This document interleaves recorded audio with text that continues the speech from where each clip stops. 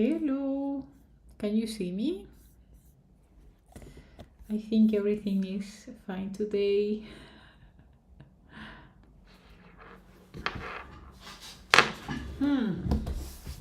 So,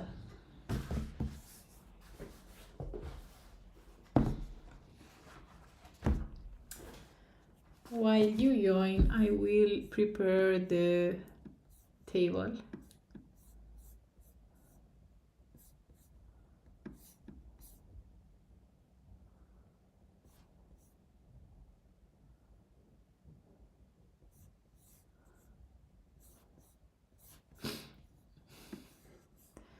Okay. Yes, I'm trying to have the comments also at the same time here. It's not so easy. No, why chat is disabled? Okay, so yeah.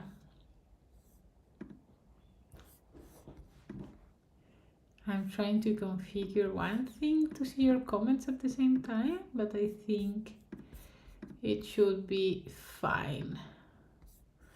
Ah, yeah, it's here. Okay, 1 second. Just give me 1 second until I get the link of the live chat on my view, because of course I get... yeah, I think that's fine now. I want to read your comments when they appear and not later, you know what I mean? And not some minutes later, because the video has some buffering to do. Anyway, we are here. Yes, you can see my camera here, but I don't find how to do it otherwise. Today I have a fancy water here. My boyfriend prepared to me. It's just sparkling water with mandarin. So today we will paint Saudehornet. I don't know if I'm saying it correctly. Saudehornet, something like that. Here you can see some of the sketches, the thumbnails we did for the mountain that was in Scotland. I don't remember the name right now, sorry, but yeah, the Scottish mountain. I have here some paper, as you can see here.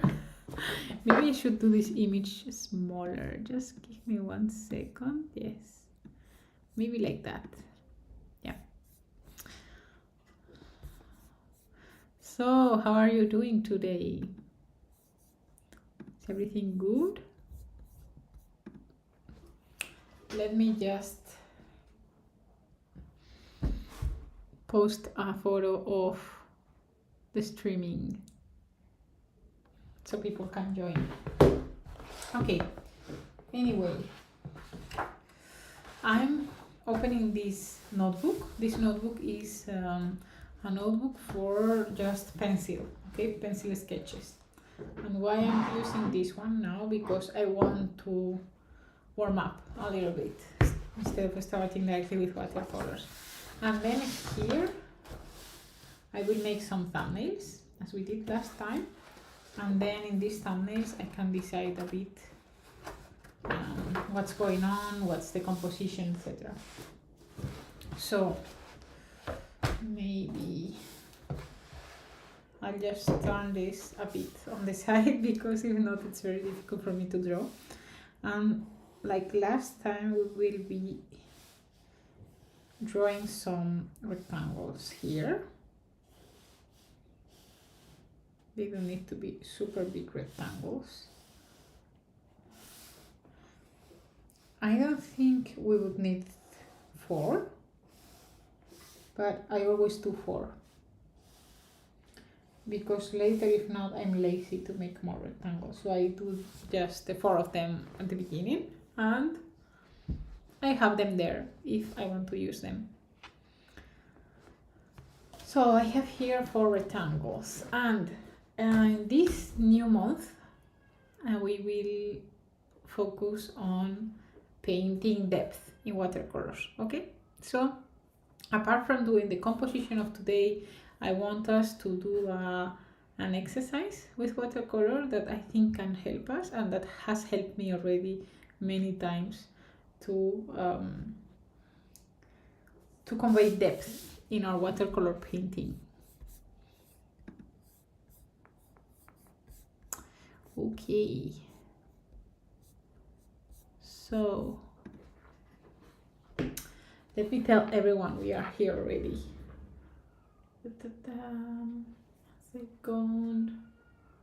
One second. Yes, we are here.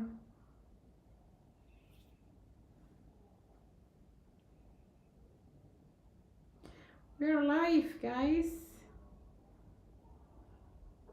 and I'm wearing my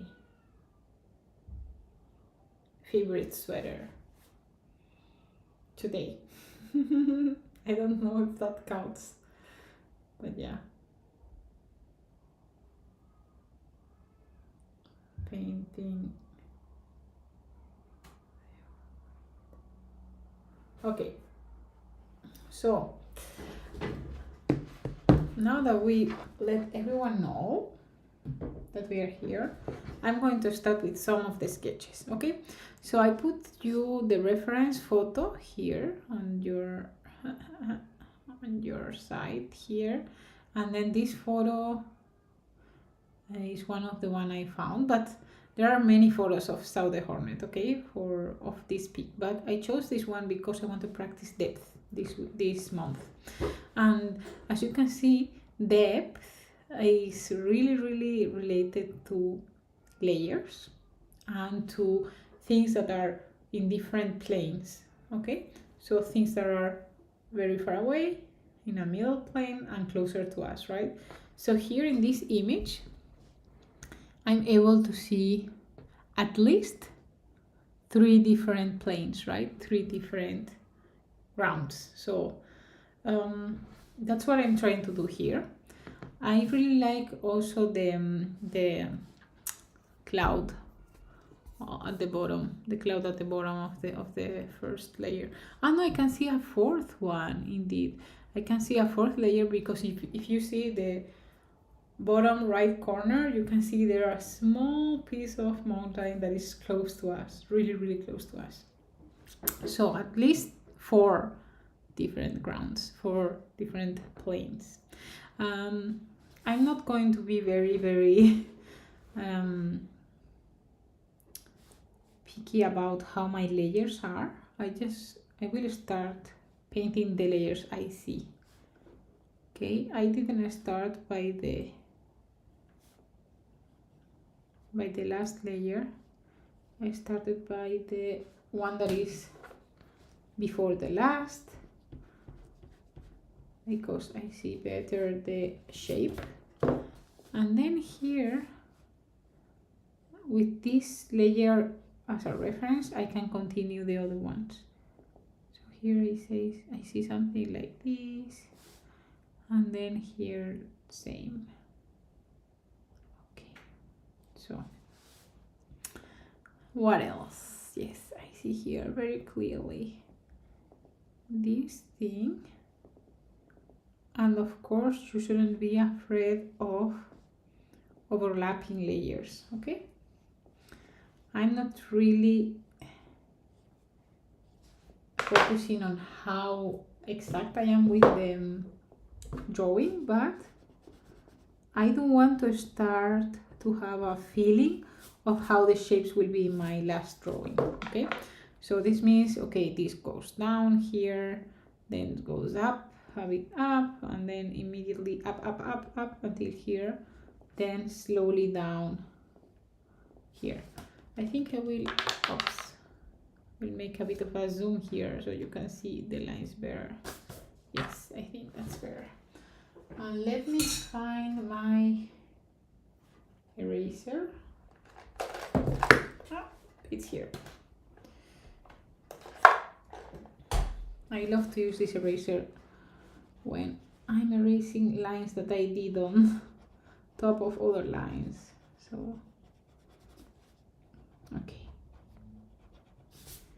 Yes. So more or less, I want to take already the overview on how this will look like. And if you want, of course, you can draw the piece here that is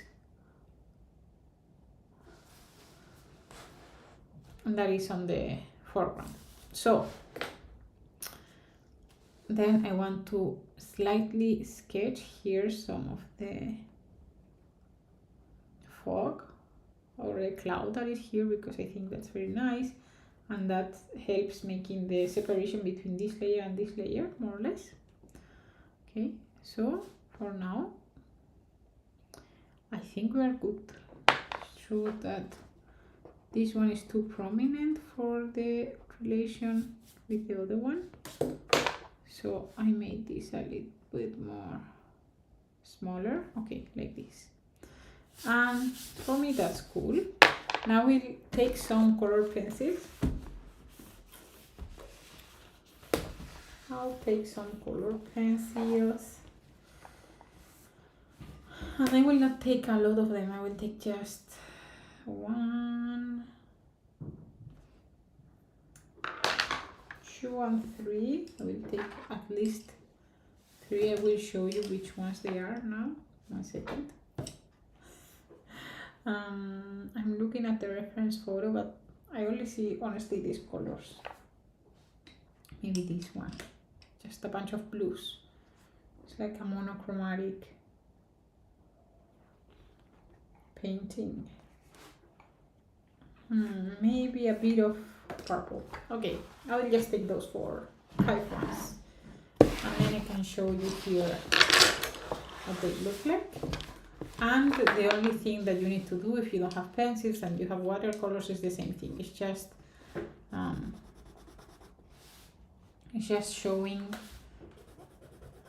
choosing 4 or 5 colors for your painting. This color is on the sky, on some of the background layers, etc.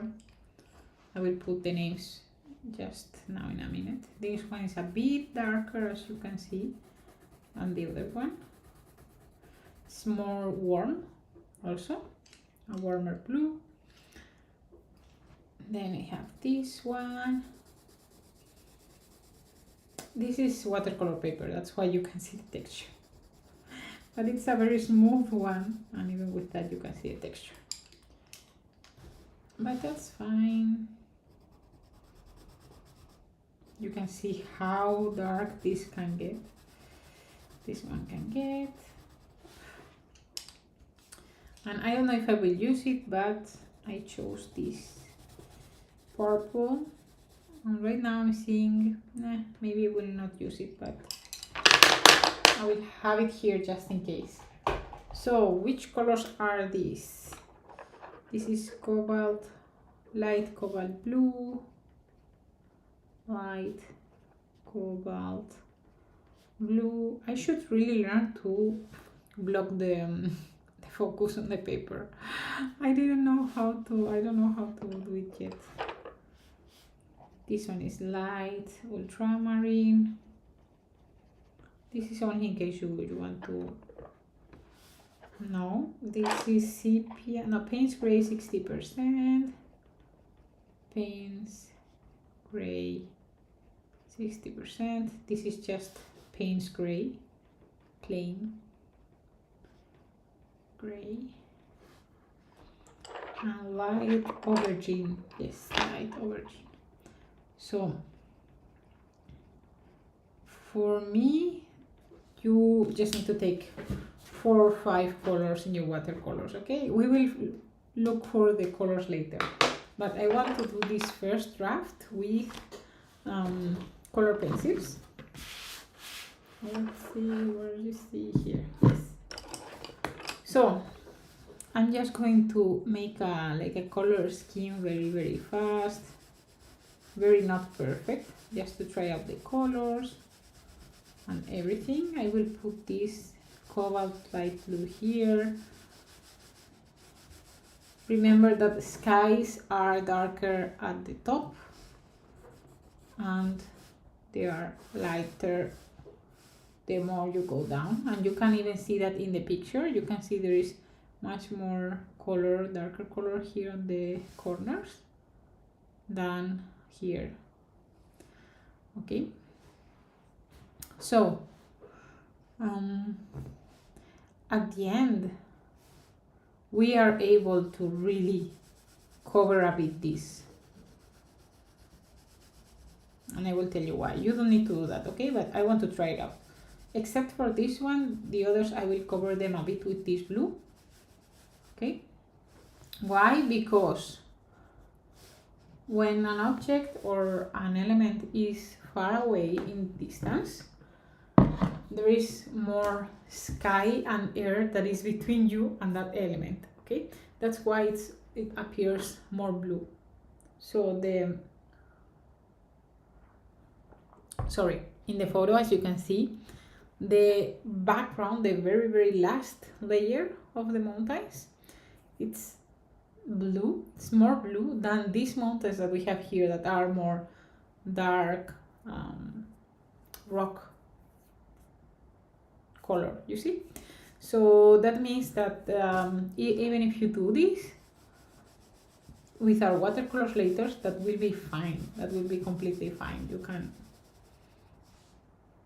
do that already. Also, it will depend on which layer or which plane you want to make it your focal point. So for me, this layer will be the focal point. I don't care really about this one. I care more about this one. But we can try things here and we will see later how it goes. So now with this blue, I can already define some of the mountains, especially I can define the silhouette of the mountain. So you just define your silhouettes. Don't push too hard. Don't press too hard. Or don't put a lot of color there if you are doing it with watercolors. And then here is where you can start to block in some lights and darks that you see. And here, honestly, you don't need to do it exactly as it is in the picture. You just need to make it appear that there are some darks and some lights here in these mountains there. But you know, you don't want to make too much detail there because you will attract the view here, and we want to attract the view here. Okay, so yeah, you can start to do some lines, some medium tones, darker tones, etc. Okay, and I will continue doing the same here, or even you can paint the whole mountain like this and just leave a few things here and there. We are leaving a few things here or there just to make the impression that there are details there. Okay, so yeah, you can see that. Just to give the impression that there are things there. Okay, so that's our very far away layer. This layer, you can see it a bit more. So we are using this darker color, the Payne's Gray 60% instead of this light ultramarine, and we will give it more protagonism. I will again, even if it's darker, I will not press really hard with the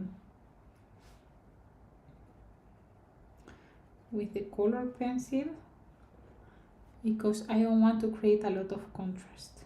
Okay, and now here what I see is, okay, the ridge doesn't have any white thing. The ridge is all dark, so I paint all the ridge. Okay, paint all the ridge here and there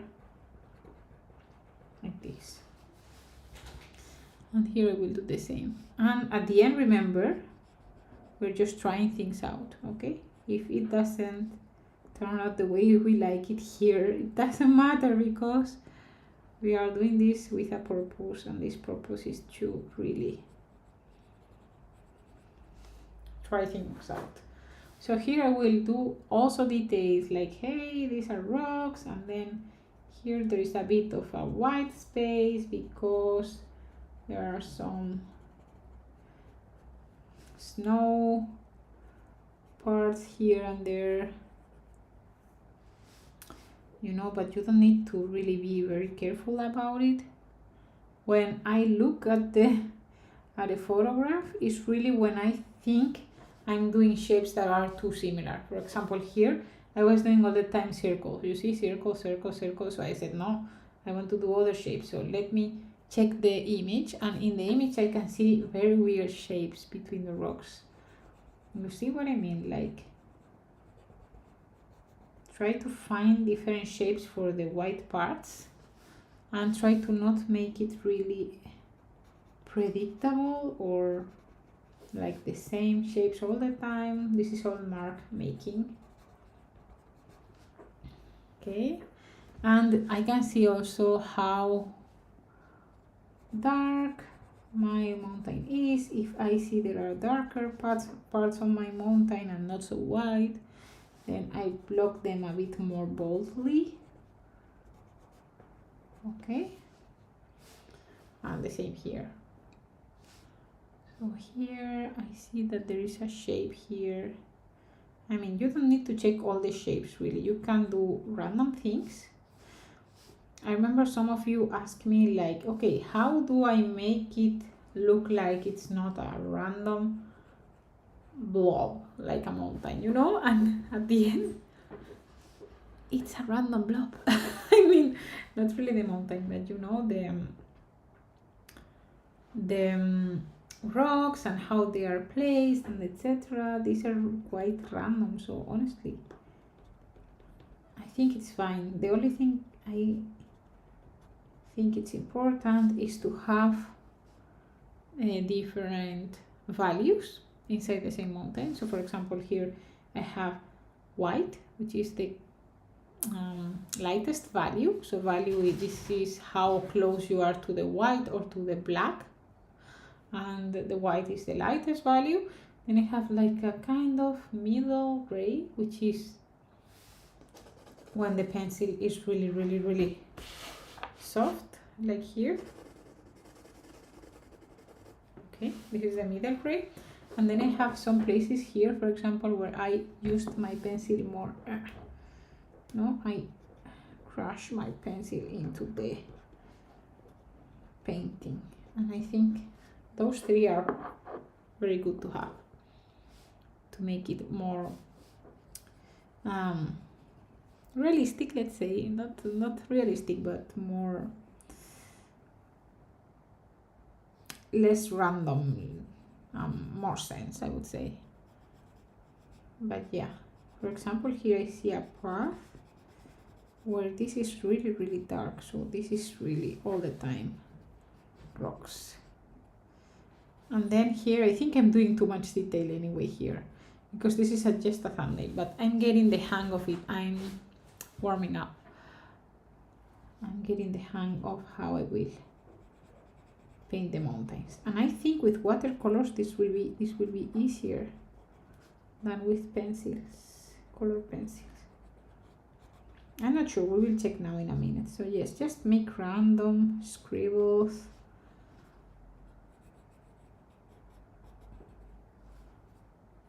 Yeah, good. And now we leave it like this. We'll come back to it later. And now I take the darker sepia. Okay, this darker sepia. I don't know if I have yes, pencil sharpener. Let's sharpen it a bit more. I have here a small container where I put my pencil shavings. I should have done this at the beginning, right? I will also take the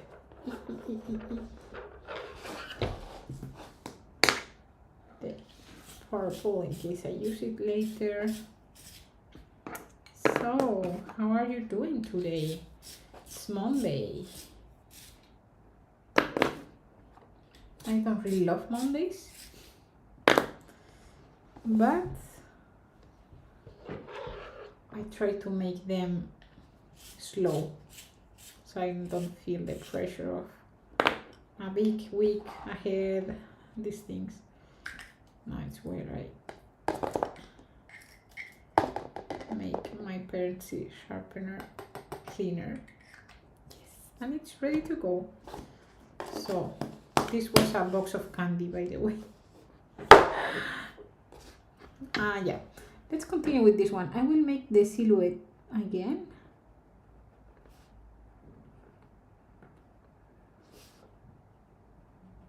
I hope you can already see the difference in color.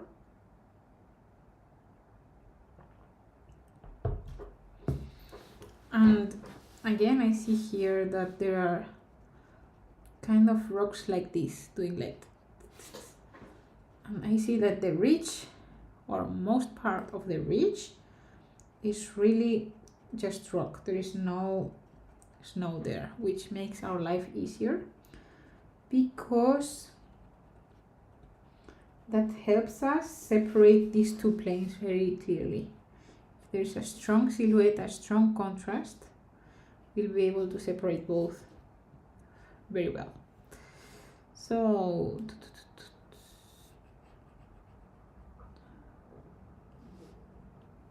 here, for example,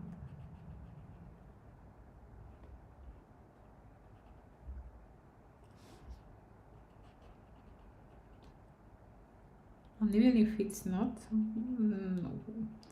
dark, I try to make like a rocky dark part there anyway.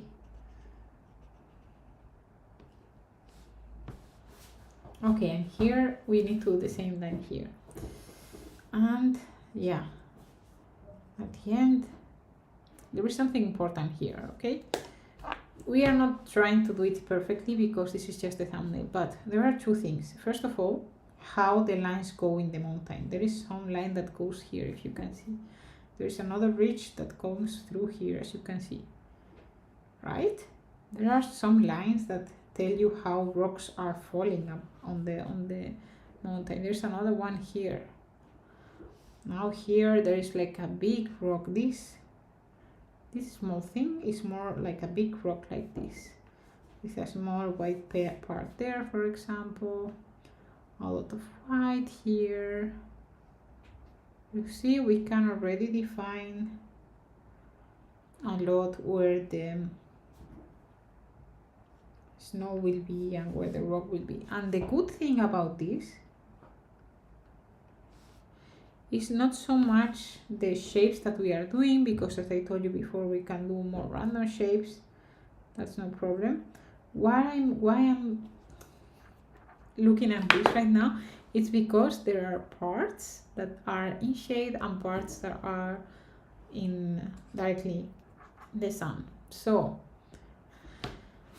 here I don't think we will do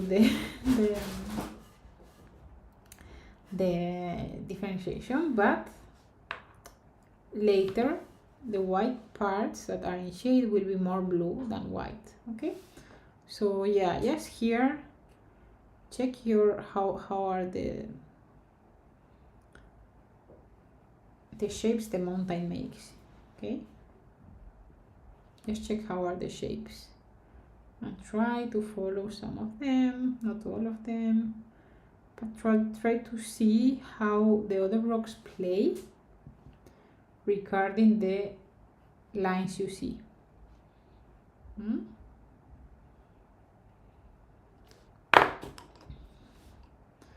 Okay, so I will do it like this. And again, we are not trying to be perfect because this is just a thumbnail. And even with the piece later, no, we are not trying to be perfect anyway there.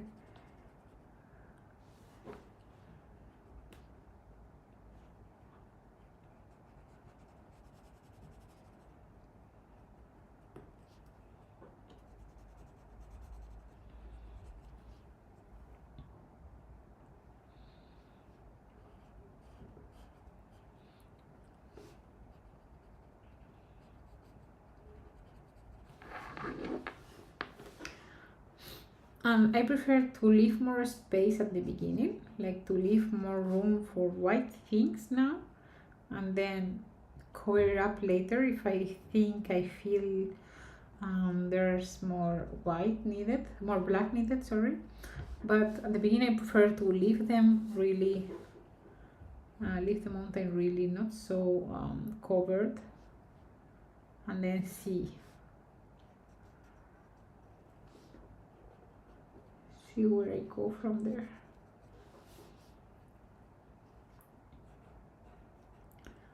And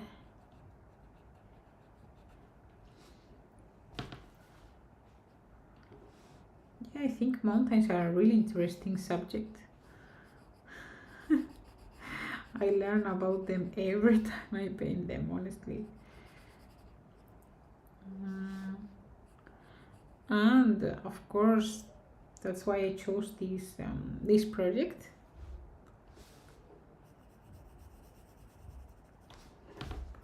That's why I chose this project, because it really inspires me to paint.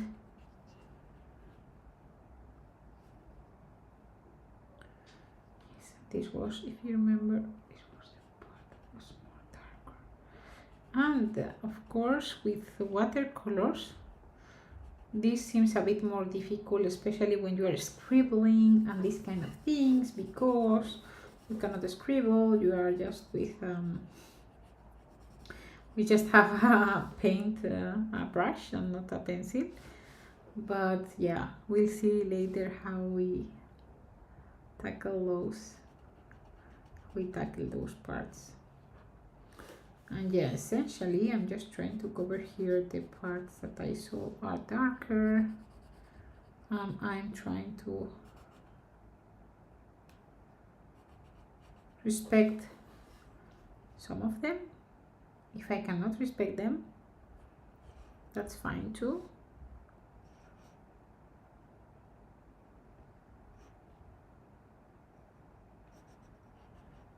Because we are not trying to do it super realistic. Just trying to make it look like a mountain.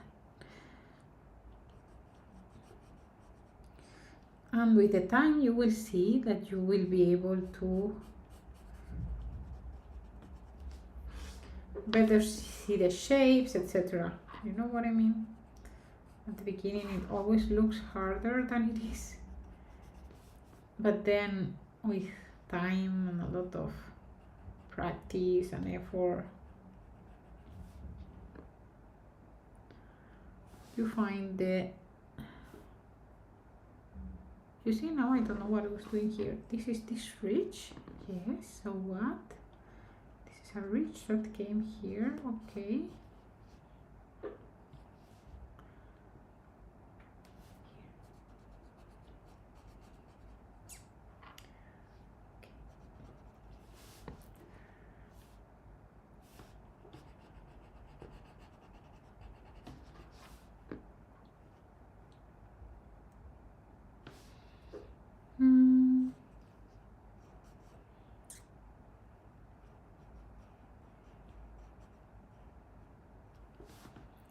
Yes. I don't know if... One second. Let me check the chat.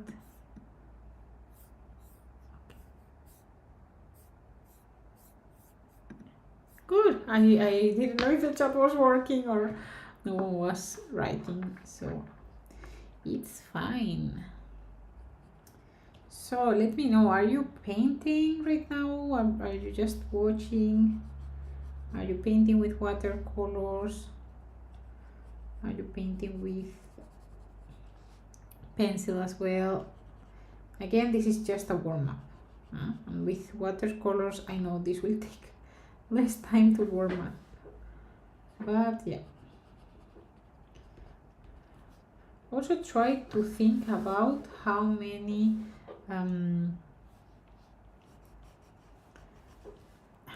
small pieces you are making. Like, there are big rocks, but there are also smaller rocks. You see, these are very big, all of them, but then they are all, these white spaces are all broken up by a couple of smaller rocks, etc. Okay. for example this one, etc. So I will not do a lot of things more. The only thing I will do is just here on this side I will make the blue parts white because we can see it's in shadow. So many parts here, many snow parts are in shadow here, and the ones that are really white or this cream color from my sketchbook are the ones that are on the light directly.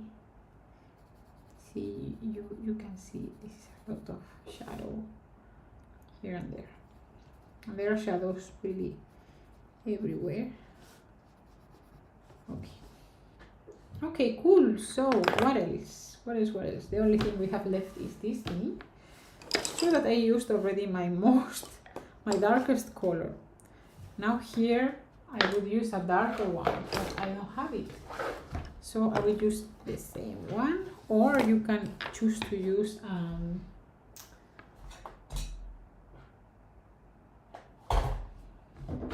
fine liner, for example, or a dark, really dark pen. These are called pen, right? Pens, yes, pen. And this is even more fun when you're doing a thumbnail, because who cares how the thumbnail will turn out, right? Who cares about this? Just a scribble. And then here we can see more the details of the rocks. And already I can see here something I don't like in my composition that we will remove for the bigger painting. That's why I do these things. Okay, that's why I do this kind of thumbnails. And what I don't like about this composition, this thumbnail here, is that this part is too big, and for me it's too distracting from the real focal point, which is this mountain for me. Okay, so if this is darker, we can see here this is closer than this one. Okay, so what we lost here a bit was a bit of a not so dark color, but really a middle tone. This is what we are missing here. Okay, good. And this is like the fog there. And I don't know how to paint fog with color pencils, honestly, so I will do something like that. Yeah, this is fog. This is okay. So what I will do in my... Okay, I found this on the web for it. Check it out. My heart just stopped.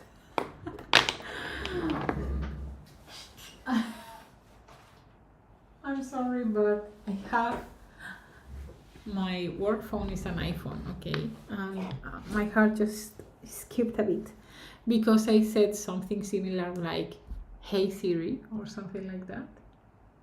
No, Siri, don't. And then it captured, the telephone captured it, and it started again, and I thought, oh, someone is talking to me. Oh my god. Okay, so what I wanted to show you here is, can you see how value is important for doing some depth? And for me, I should have exaggerated more the difference value in between these two.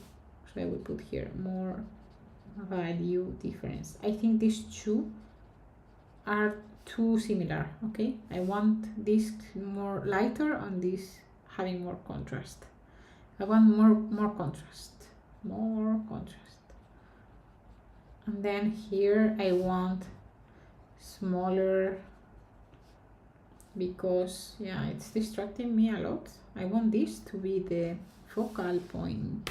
Oops. I want this layer to be the star focal point.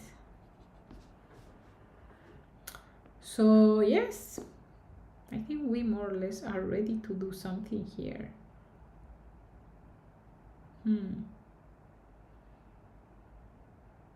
And also do the exercise I wanted to do with watercolors with you. Okay, so now with this closer, I will keep this close more or less.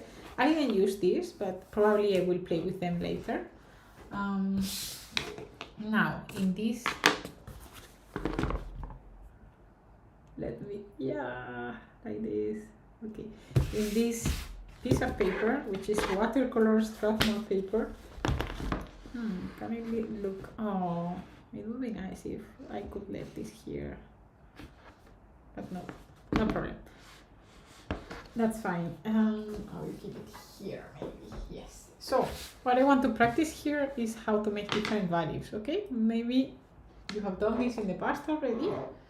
I have 2 cups of water, one for clean water, one for dirty water. I saw that this really makes a difference for me.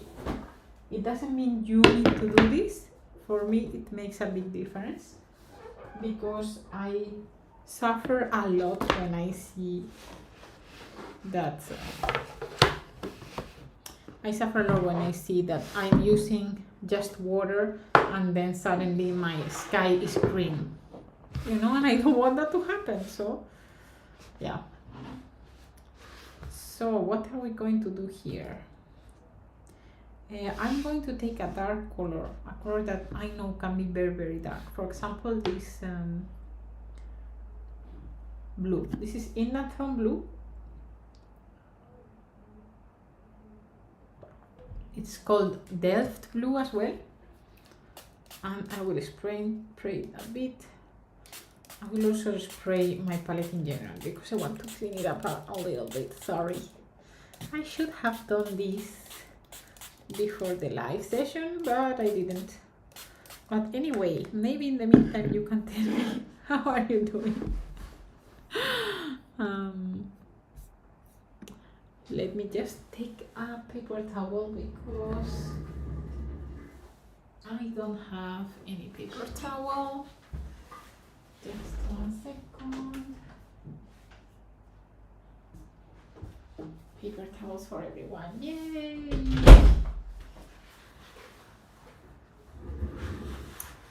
If you have any question, for sure, drop it in the comments or in the chat.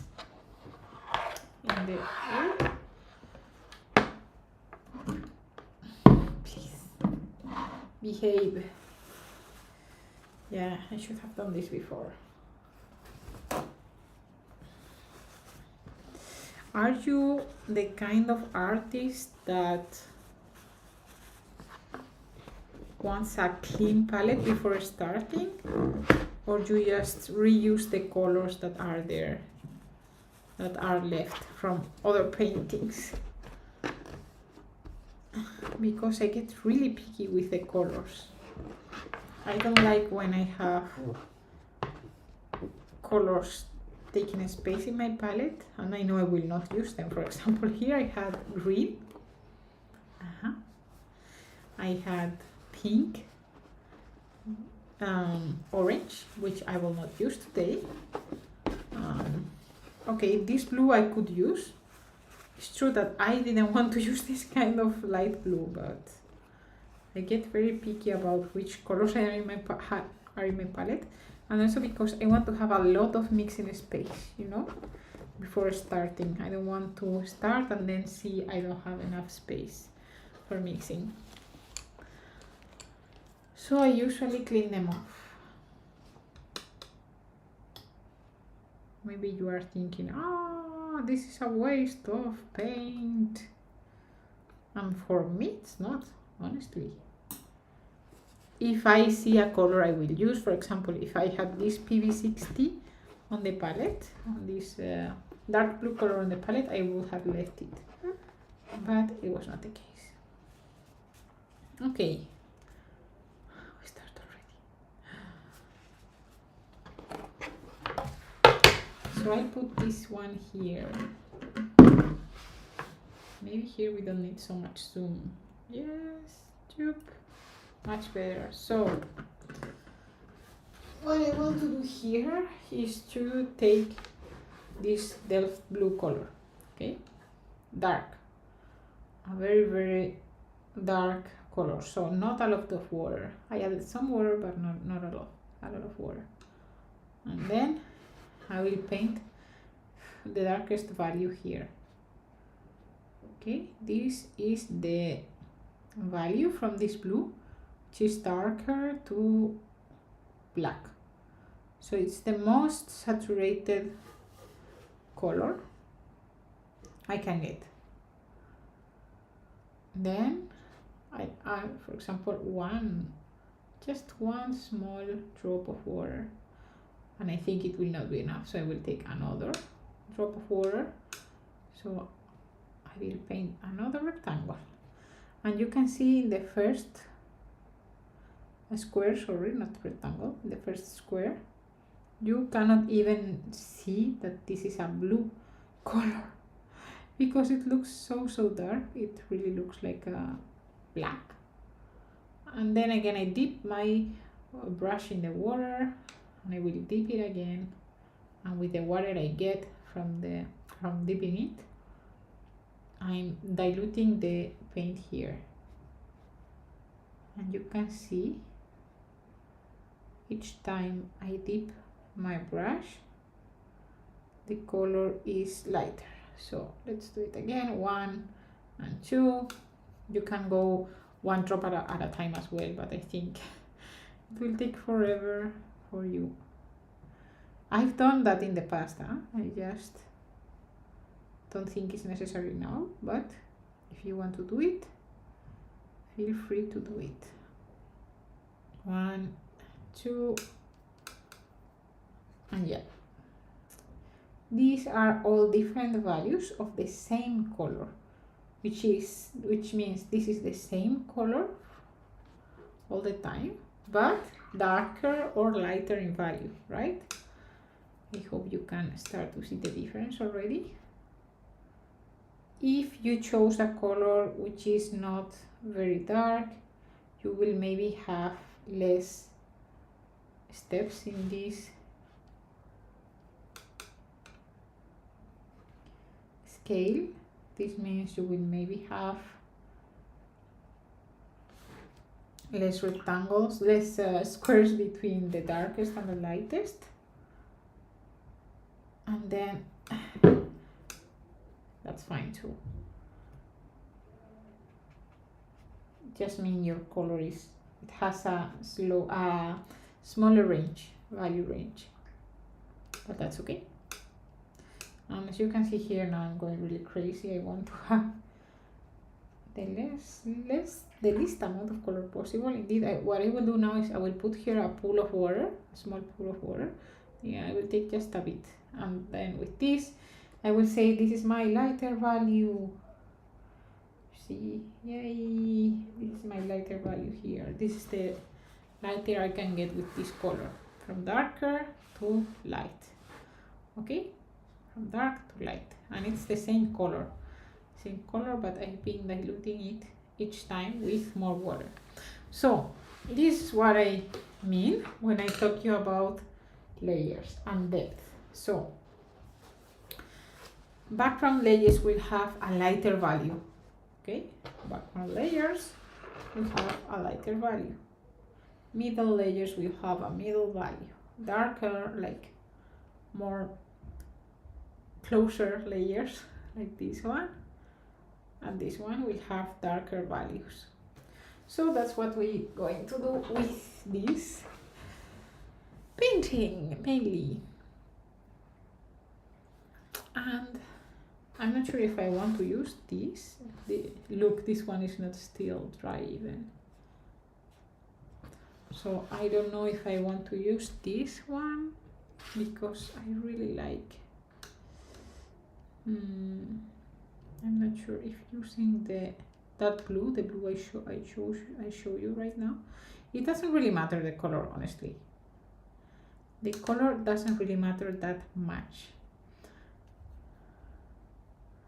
It's more about the difference in contrast between layers. So let me just test out the neutral tint I have here. This is a neutral tint color. Just 1 second, just to see which colors this will give me. But yeah, you can choose whatever color you want. And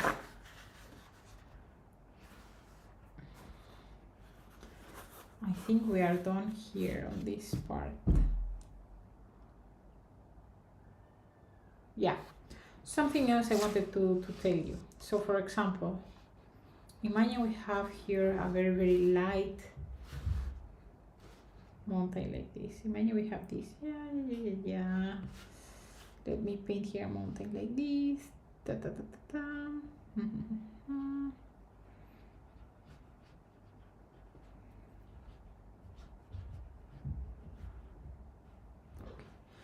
I have this very light mountain, okay, light in color, and now I can take darker beads and start playing with them.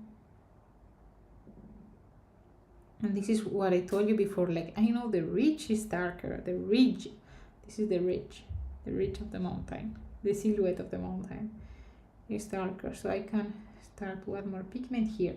Of course, if the paint below is it's already wet, this will start to blend, you know, and this will start to be really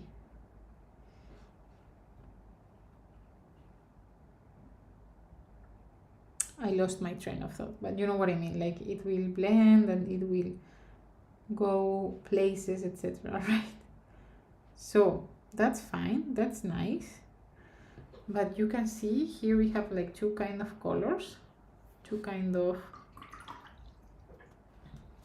values. We have the lighter one and the darker one, okay, and then when this dries, I will not let it dry, but imagine that it dries, I can take the darkest color, okay.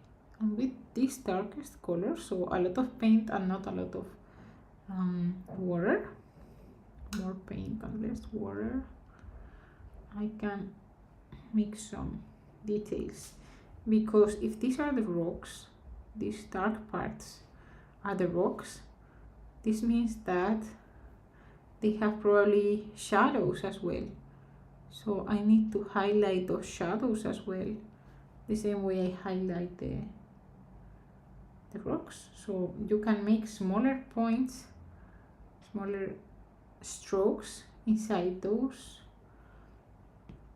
grayish ones to emphasize the rocks and the shadows in the rocks, etc. So you can see, I think this is a nice way. Of course, this I didn't do it thinking about where to place it, but I think this also gives depth in the mountain itself, you know, not only in the landscape, but also in the mountain itself that we are painting. Okay, so the only thing that we will need to do later is to really think a bit more where we place this, because I'm sure there is a mountain that exists that is like this, but we want our mountain to be similar to that mountain. And even if you now know these lighter parts that we are letting see through, even if these lighter parts are not white, because we didn't left the white of the painting, but they are really a light color, it doesn't matter, they read as light and they read as white, they read as snow, because they are the lightest ones that are there. As in our mountain, we painted here, if you remember, we painted here this white, these parts of the snow, we painted them blue, like a really light blue, and it doesn't matter, it reads as snow because they are the lightest value that is in the painting. So okay, enough of talking and blah blah, let's paint our subject. So I'm taking the mountain book. I decided to call it the mountain book. Okay, there is a waterfall, but I'm calling it the mountain book because there are a lot of things that are not, that are mountains, I mean. Oh my god.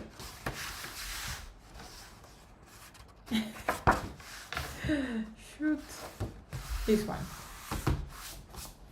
I'm only using one side of the paper for now. And I'm not sure what to use the other side for. But yeah. Okay, in this case, let's tape this page. Let's tape it.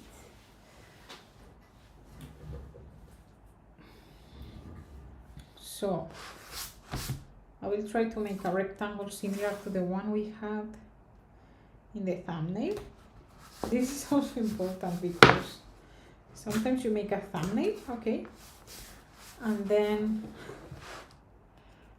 you see that the tape or rectangle that you made on your sketchbook, it doesn't have at all the same proportion, okay.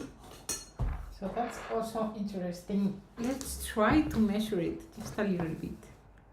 These are 8.5 centimeters by 6.6. So let me open the calculator. 8.5. 128. Okay, the ratio is 128 more or less. Okay, 128. So if, well, I can make them more or less as,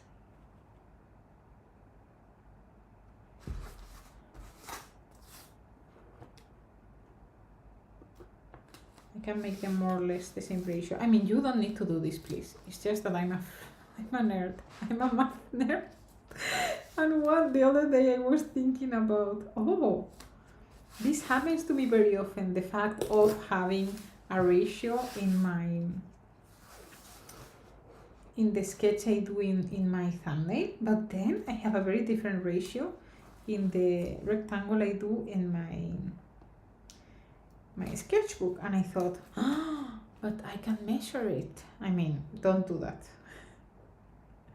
If you do it, just do it for the science of it, like because you really want to do it, but it's not really necessary. Just I want to let you know that it's possible the drawing is a bit different and the proportions of the mountains are a bit different, but that's okay. It's just that you know that happens, and then you play with it and you are in control of what happens there. Okay, so I made a rectangle. I don't care about the proportions, but yeah. It was very fun to try to measure it. I will do it another day. Maybe we can measure it just to know if we are very far away. 12.6. 128. 12.6. And then we have here 15.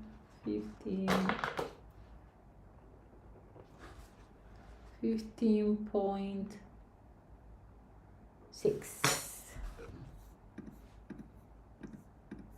That gives us 0.8, which is nothing to do with the ratio we had before. Okay, let's do our painting again. I will do again our... First of all, what I want to do always is to put more or less the horizon line, but honestly, in this drawing, who cares about the horizon line, right? We don't see it anywhere, but yeah, it's just as an overview for me that it's there. That's a bit helpful, at least. And then maybe let's make this a bit. Okay. So now let's do the middle.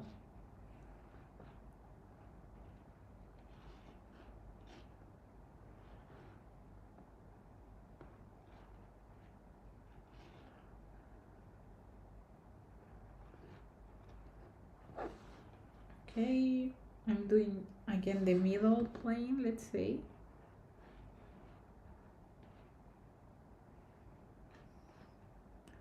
Because that gives me a very good overview of where I am with the Saudehornet.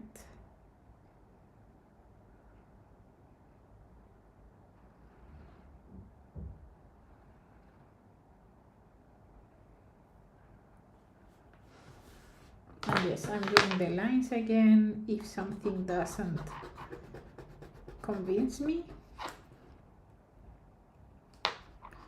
I do the lines again. Here.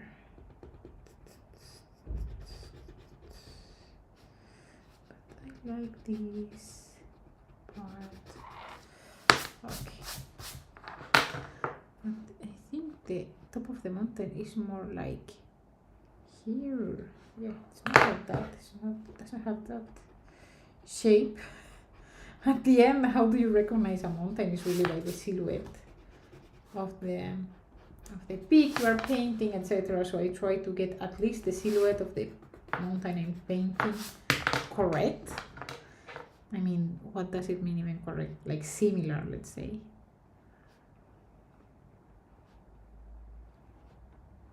Yep. Oop. Looks like there. And then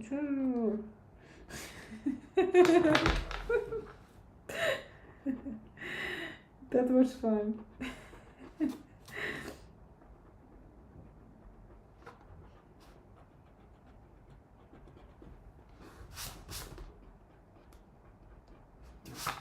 Okay.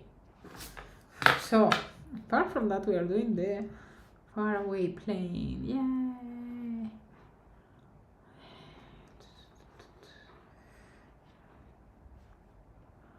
want this to be a bit different. And yeah, this is also like, it's good to avoid to have two of the same, okay? So we have here two of the same. I tend to draw the mountains the same way, like a little triangle like this. And if both of them are too similar, then nothing happens, but something is smelly. Like, what is happening here, right? So try to really make your mountains or your shapes a bit different.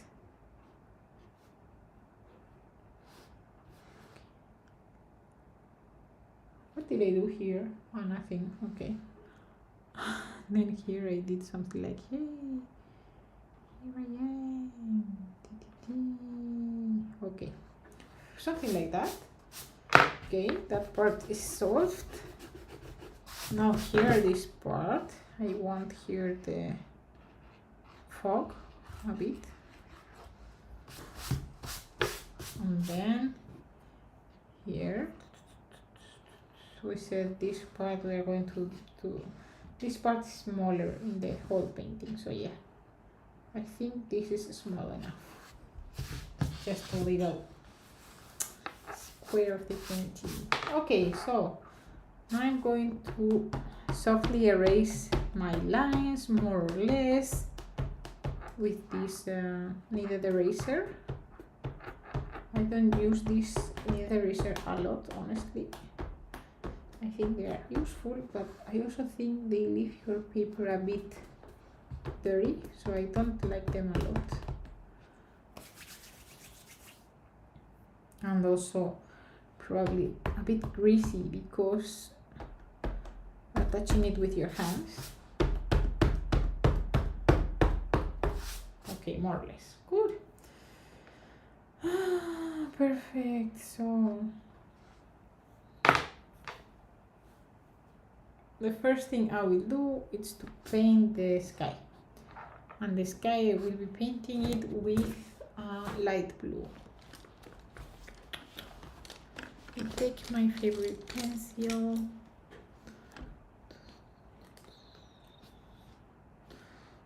So this will be, yeah, this one is good enough. Okay, so I will take my cobalt blue because I love cobalt blue for the sky. Sometimes I mix it with a tiny bit of pale green or cobalt if I have a cobalt. You don't need to, but I like to do those kind of mixes, and just very diluted I will do something like that, and then I will, with clean water, I will go down. I will touch the line that is wet with my damp brush, and you can even incline your paper a bit, tilt your paper so the paint and the color goes a bit down. I don't know if you can see it, how it's working, but yeah, it's going down.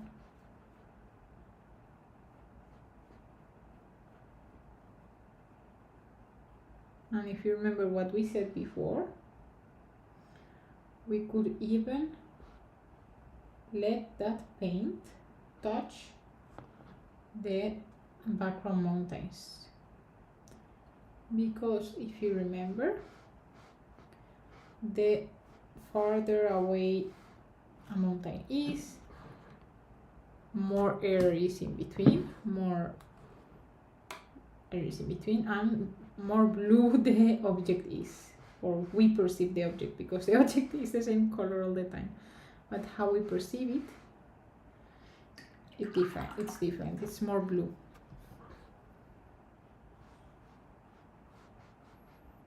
So I'm not bothered if this blue paint touches the background mountains.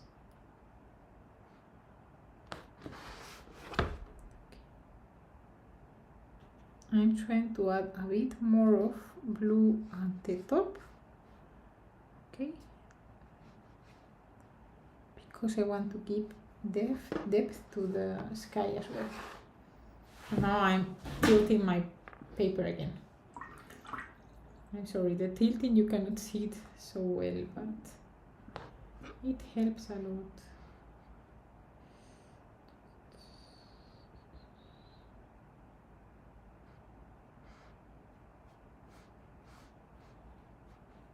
I'm touching just a little bit, so there is no white line there.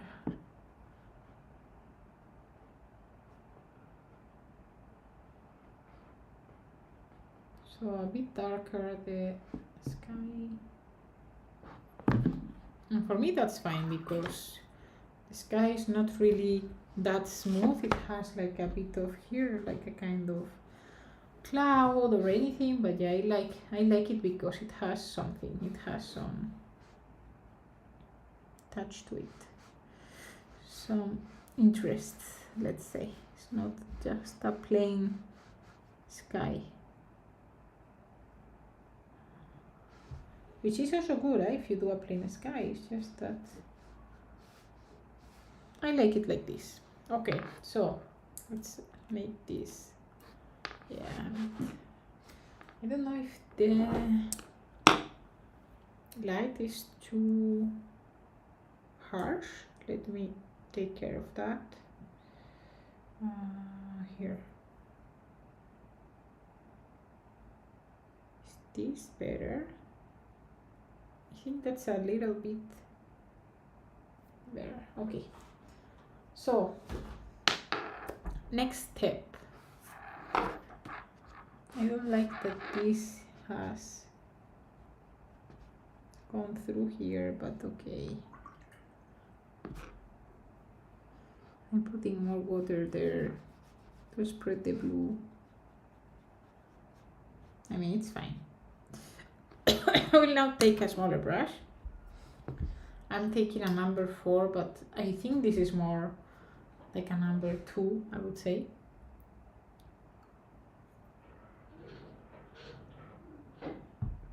From this brand is a number 4, but for the rest I would say it's more like a number 2. Now it's good if the sky has already dried. Yes, I see my sky, it's more or less right. And now we need to decide which color we will be using for that far away background. And really this is important that we do this. I will show you. It's important that we do this beforehand, that we test how our colors in regards to each other. For example, if I'm taking, oops, this is not good. I'm taking my cobalt blue here, for example, I would do here a cobalt blue thing, okay, that's good. Maybe let's do a more diluted version of that cobalt blue. Yeah, this is more or less what we have here, as you can see. And now we need to check really. Sorry, you cannot see it here. Okay. I'm doing these swatches. And now I'm trying to see from this color, which is the color that we can see here next to the mountain, which one would be too dark. Okay, because I don't want to put a color that is too dark. For example, this one looks fine. It doesn't look too dark, right? So why don't we want it to be too dark? Because we don't want to bring all the contrast here. We want to bring the contrast with this mountain. Okay, so the contrast between the sky and the mountain matters a lot. For me, I would just maybe dilute this a little bit more. Yeah, I think this is more the vibe. It's not really a big difference. And I just realized that I should have erased my lines better, because yeah, because now we will see everything, but that's fine, who cares. So now with a very, very fine liner, I start to do the contour of the mountain there. Again, I don't want to have a lot of contrast, so if you see the paint is too dark, you dilute it more, okay? Or you pick up the paint with your brush like this.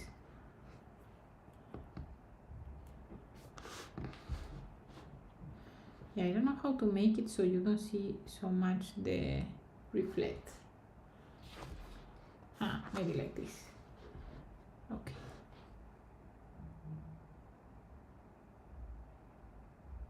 So you remember we are doing here some of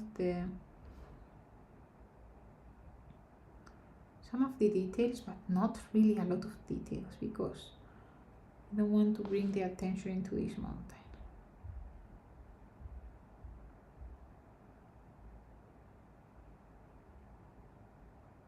We want to make the impression that there's something happening there with the rocks, and yeah, there are some rocks and then also some white for the snow, but not a lot of things. And let's go here, the same thing in this part here.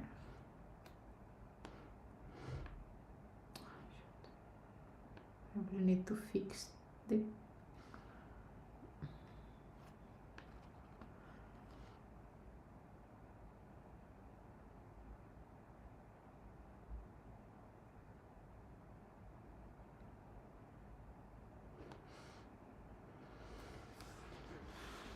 and let's come here, and I'm all the time checking more or less the mountain to see, okay, this mountain has more, like less white spots, it has more darker ones, not darker, sorry, less snowy spots, you know,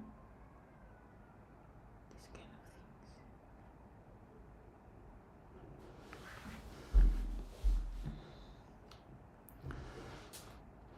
Here, for example, I see the mountain. It's quite, I don't really see that there is a lot of snow on this mountain, honestly.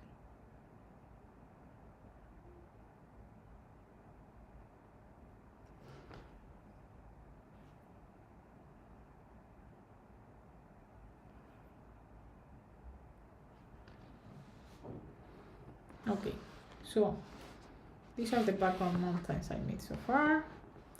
I don't know if I would retouch maybe that part, maybe just a little bit. Okay, I will touch that part later. Okay, so the first background layer is done. And now we continue with this one, but with a darker color, if you remember. So I'm not sure if doing it, sorry, I'm just preparing a mix because I don't really want, I mean the far away ones, I'm okay with them being blue. Now these ones that are closer to us, I don't want them to be blue. I want them to be more of a purplish color, so I'm trying to mix with the same blue, kind of yeah, more purplish blue, as you can see here. But if I do it this color, if I do the next layer this color, let me do it more blue, 1 second, just to try.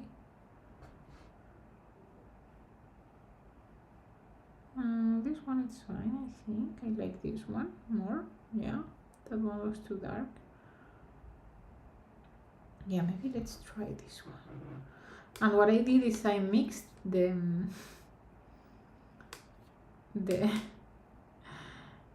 blue I showed you before, the PB60, the natron blue or cobalt blue, sorry, delft blue. I mixed it with some perylene maroon, no, perylene violet, sorry. Yes, with some perylene violet. Now I'm making more color because I think it will not be enough. And when I make more color, I try to see if I'm more or less making it the same color. Oops, this is on the tape. Is this too dark still? No, it's fine. Okay, so this is the color I will use for the next mountain. Okay, the next mountain is this one. So let's bring it on. And again, I see the ridge. When the ridge, I think I will take a smaller, even a smaller paintbrush. And honestly, I see that in this painting, maybe the 2 cups of water are not so necessary because we are painting more or less with the same colors all the time, so it doesn't really matter. As I told you, the ridge looks like darker, even if there are white spots here and there, yes, for sure.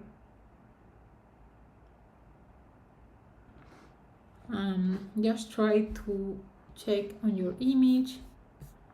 Let me open the image a bit bigger. I hope you have it a bit bigger as well. If not, that's fine. You don't need it that big. It's just so I understand more or less the shapes that I see.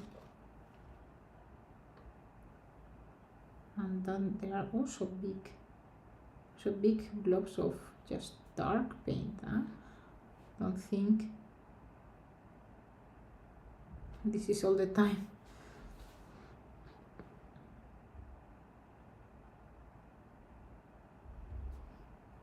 Yeah, in this part they are all dark.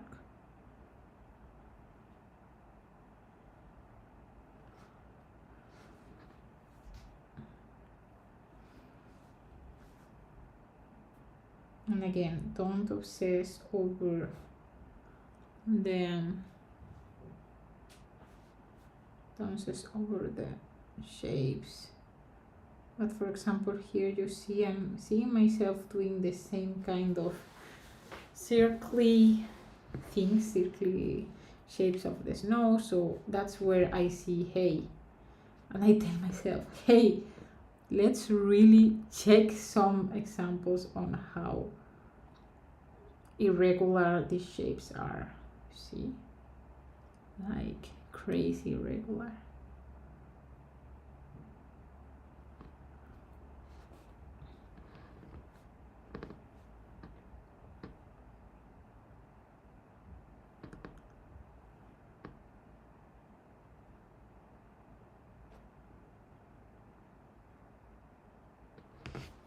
And as I told you before, you can come in on the previous ones and leave there more paint, maybe in some of the parts, like darker paint, because even if this in these light tones we have a darker value, you know.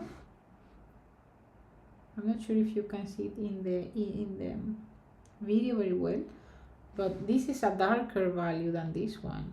1 second, you are seeing this in the video or not? Nope. What I mean is, even these two are in the same range of light, let's say, light colors, but this one is a darker value to this one.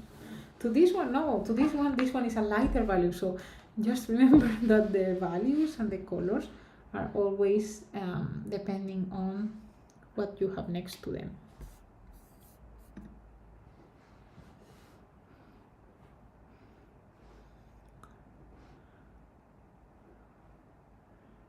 And I'm seeing here, even now that I have the photo more like opening bigger, I see there is even another,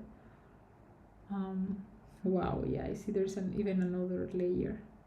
Like we're doing 3 layers, but I even see there is a 5th layer. Oh, amazing.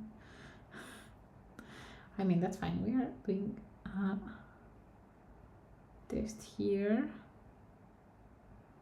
Also, I'm trying to check where the lines go or how the things fall. Like here, there's like a kind of droop. Yeah. Kind of line, you know, there's like kind of ridge like that, and then things fall on both sides. And when I say things, I mean rocks. This part, I see it's very, very dark. And then here and there, also dark parts.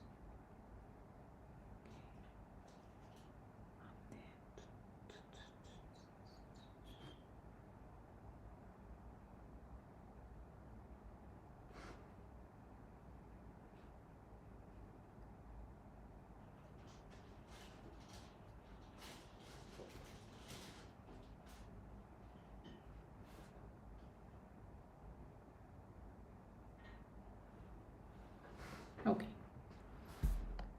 I hope you can see what I'm doing. Yes, cool. Okay, we'll come to that later. Now we are going to come here and do the same thing on this part. I get very focused when I'm working on this, so I'm sorry if I'm not really talking. But I think I'm very focused here. Da, da, da, da, da,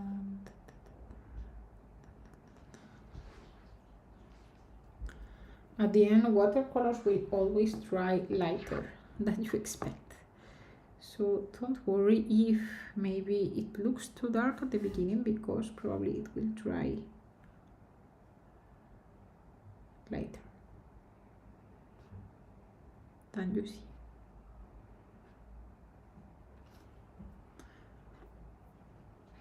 And for me, it's impossible to check all these little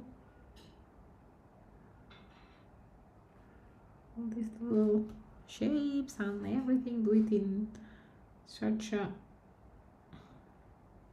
perfectionist way, because also I don't know if it adds anything. I mean, if you want the perfect representation of the mountain, you can make a photo like this one. Voila, you have it.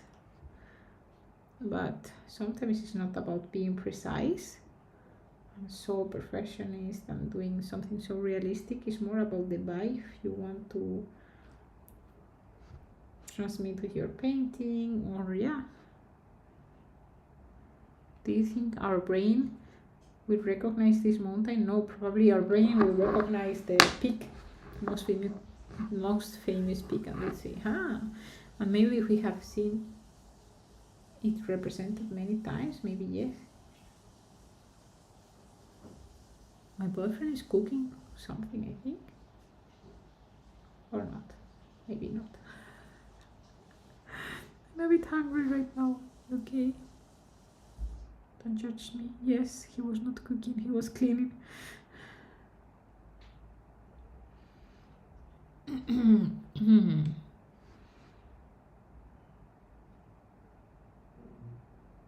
Okay, and now here, the same thing I did before. You can come with a less diluted part and do this kind of dance of, okay, I have rocks, but this turns out that these rocks have here their shadow. Know what I mean? So I'm doing a darker spot there. And the same for the ones here. Looks like this one has a shadow here. And then, therefore, we need to put more color there.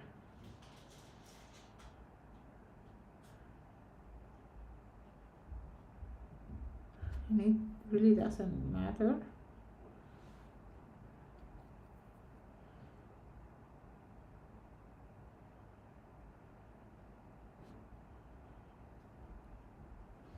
Okay, I don't want to add too many complications to this because the most important one with the most of details comes later here in the big mountain. Okay, let's see how it goes. Ooh, 1 hour and a half already. I'm crazy. I'm so sorry, this is so long. But I'm having a very good time here, honestly. Okay, shall we try to find our next color here? I think so. So let's try to find our next color here. And I think it will be this one. I'm just mixing a bit of neutral tint.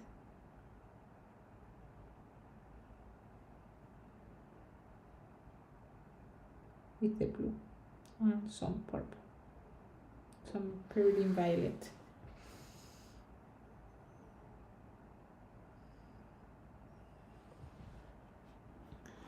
Yeah, I think that's fine.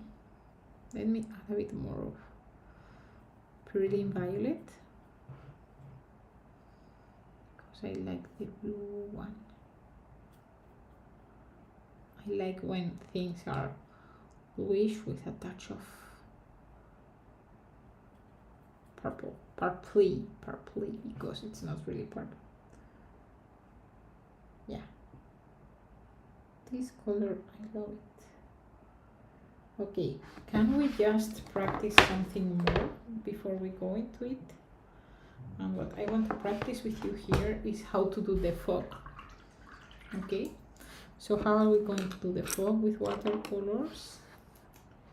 I don't remember, but we will try to test it out here. I remember I did that not so long ago in a tutorial from Alicia Radilla. So I don't know if I remember what she made for fog in watercolor. What I know is that we should use water.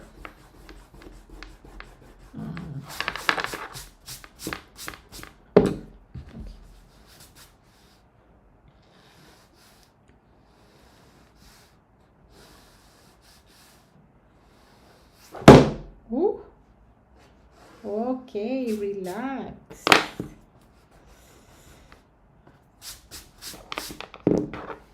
So if we have here a mountain, imagine we have here a beautiful mountain, and then here we want to make some fog. I don't remember, but I think it will be good if we do it this way.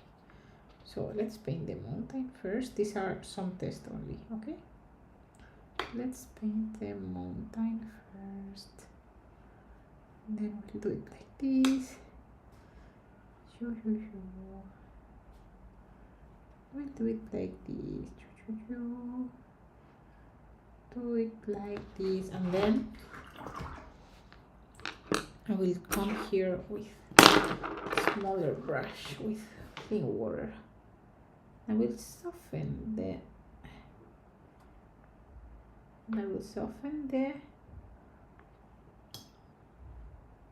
lines.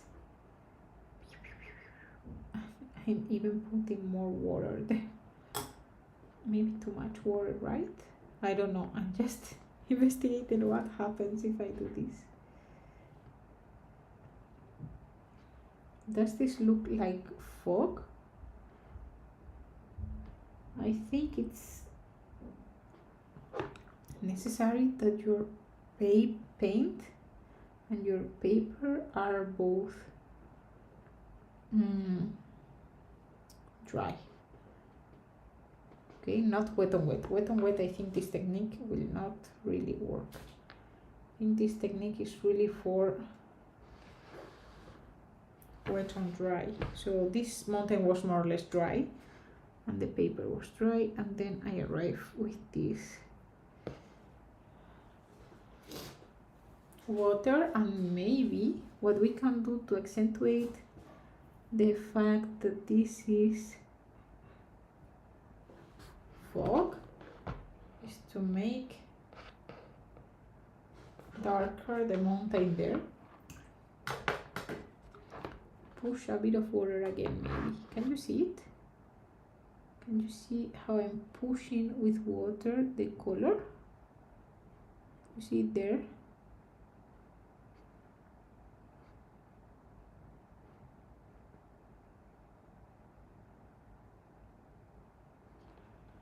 Yeah, that looks like fog more or less, right? I think it's not so bad. My example I think is not so bad.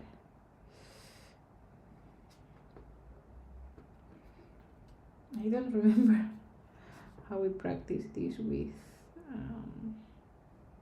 Alicia, but it's true that our mountain is more complex than this one. Huh? This is just a plain mountain, whatever, like the same color everywhere, you see. And now we are trying to do the same with a mountain that has a lot of rocks. So maybe let me test a bit more. I'm pushing more water. Do you see it? You see it how I'm pushing more water? I'm just taking clean water and I'm putting it then to the edge of the paper.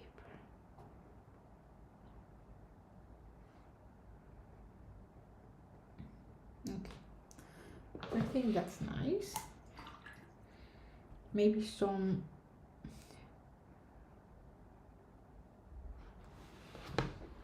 does this look like, also we can touch them a bit, so they look more like fog. But yeah, I don't know. What do you think? Does this look like fog?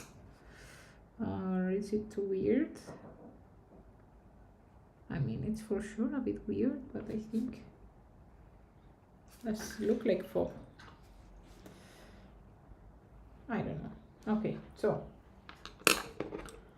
maybe if we add here a bit of a sky blue here.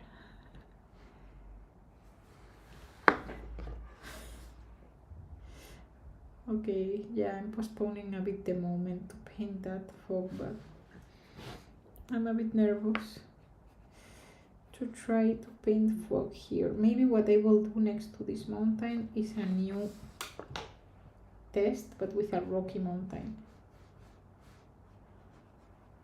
And I'm thinking that before painting this layer mountain, it would have been nice to paint some rocky mountains as well, so you can see how this is done. Anyway, let me just add a bit of fantasy here. Please, I beg you. I know this is not the topic, sorry, but let me add some fantasy here because I want to see, even if it's not our case, I want to know what happens now. Like, is it raining? Nope. So what I want to know, sorry, I'm trying to know, it's what I'm trying to know here is how now the fog will communicate with the foreground. Is it in the same way? Like, should I do this? Like, should I do this the other way around? You know, if it should touch the ground. Should I do it this way?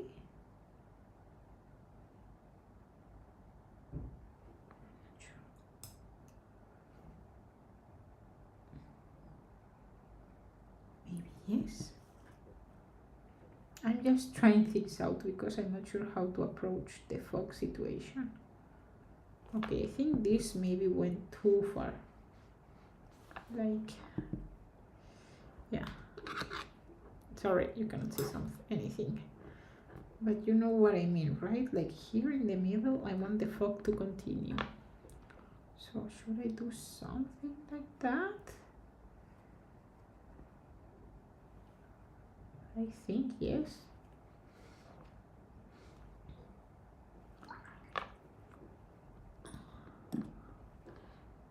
What do you think? Let me know in the comments if you think this is fog or not. This looks like fog.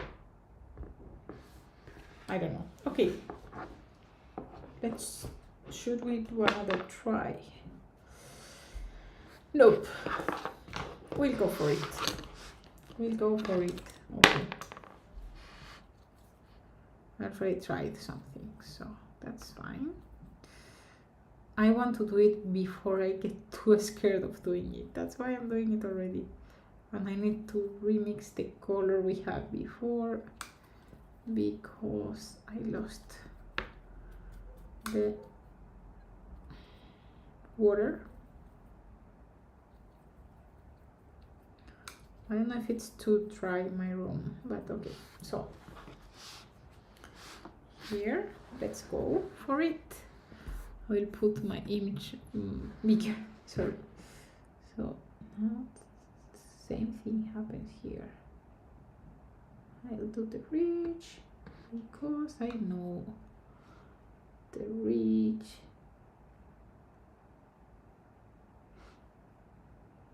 smart.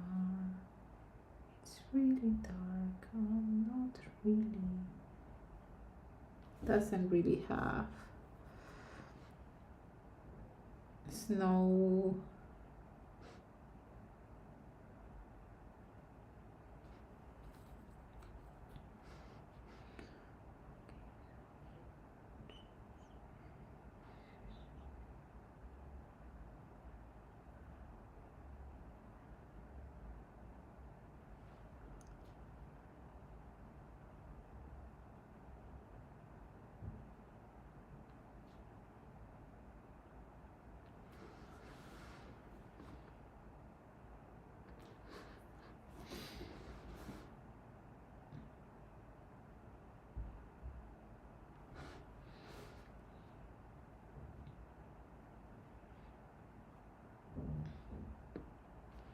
Remember to always try to follow the lines that you see.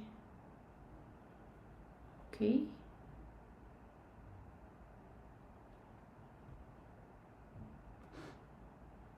If you see lines that go here all the way down, we go all the way down. And if there is a ridge here, we do a ridge here. So yes.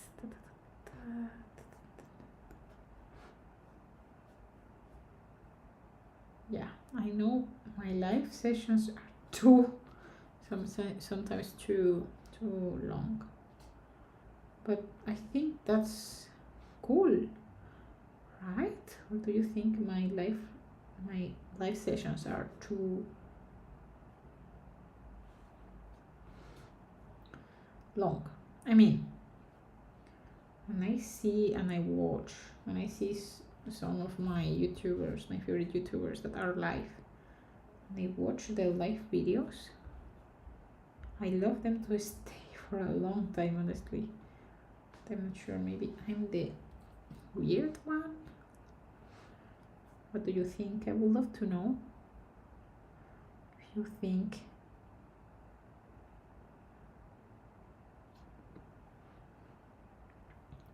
Anyway, wanted to prepare some YouTube videos. I never get to do it, but I really wanted to prepare some of them because I really like them.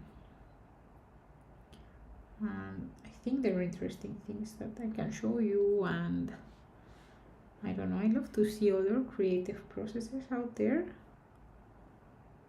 So I thought, yeah, why not sharing mine as well? Maybe that it's interesting for someone.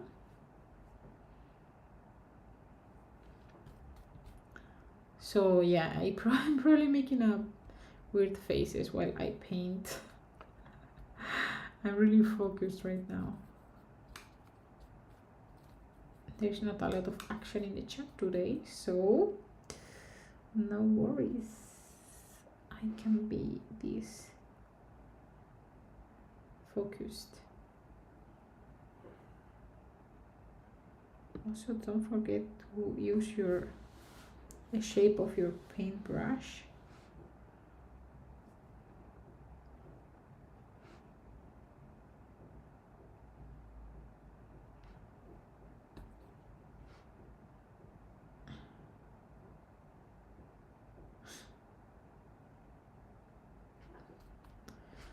To make your brush strokes like this, for example.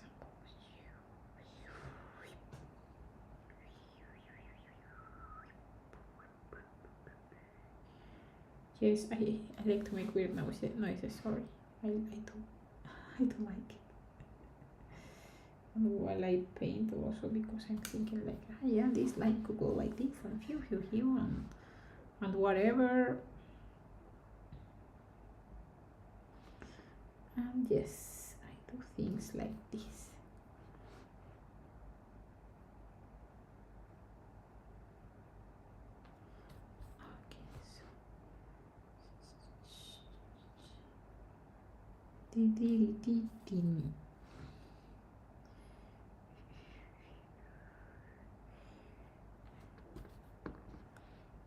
Also think about how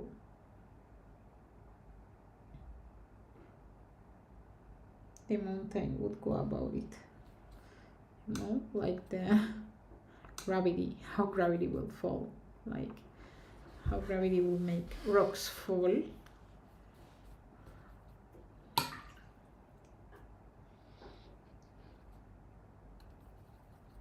Voila!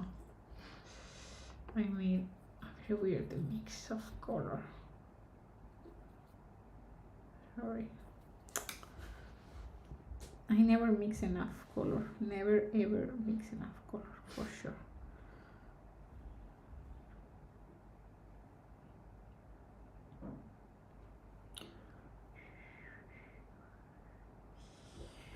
Now I'm taking advantage of the darker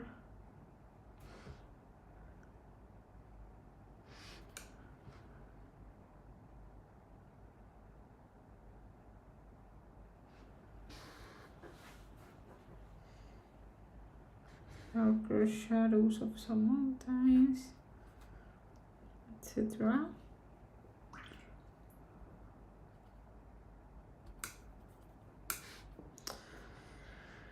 Okay.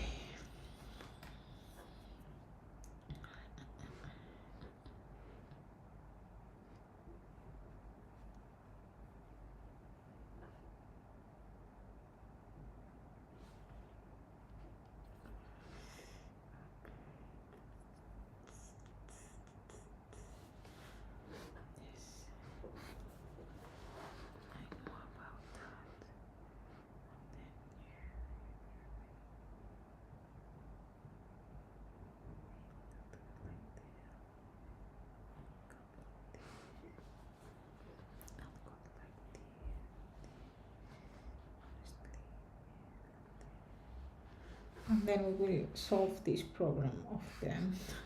It's not a problem, but the fog, we will solve it later. I don't know how yet, but we will solve it later.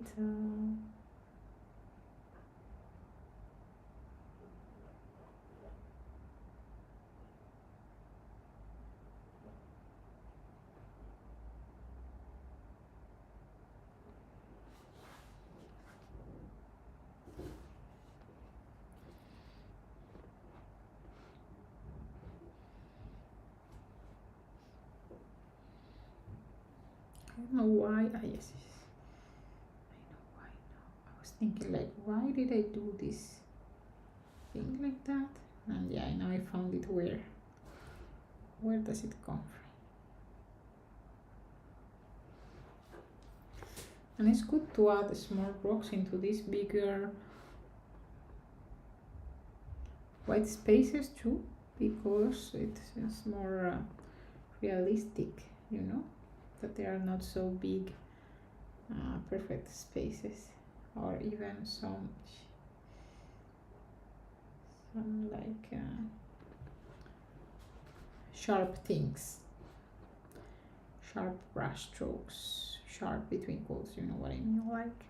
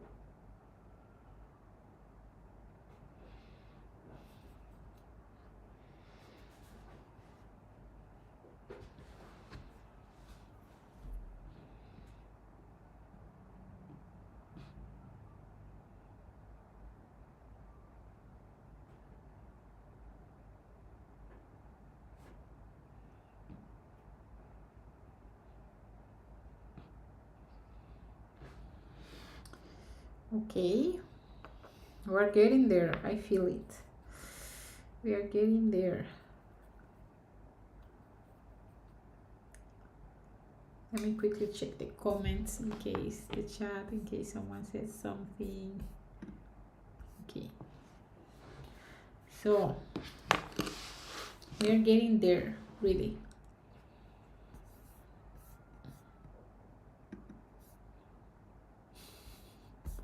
I'm trying to find out now, please.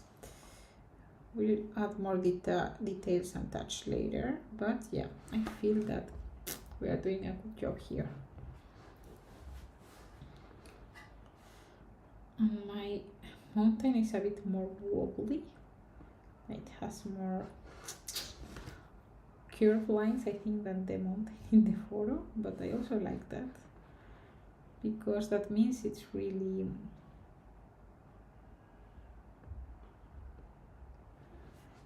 it's really original, it's really imperfect.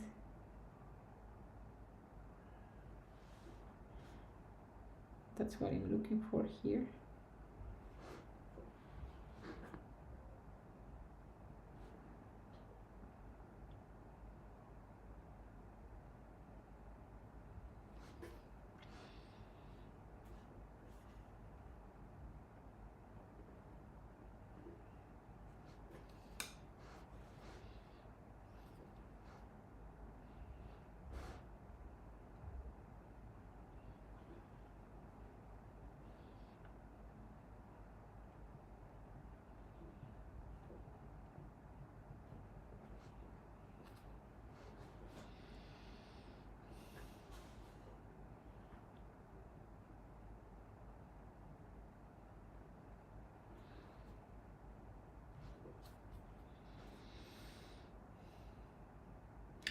I'm thinking about doing a zine.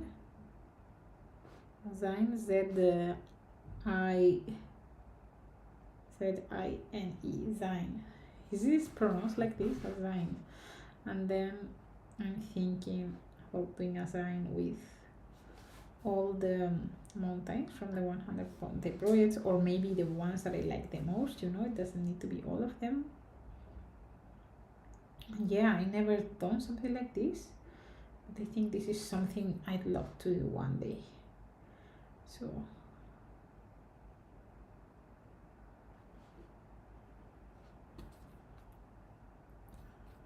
I think, I don't know, I've never had a project that I like so much. It's the first time I think I put myself a project that I like so much.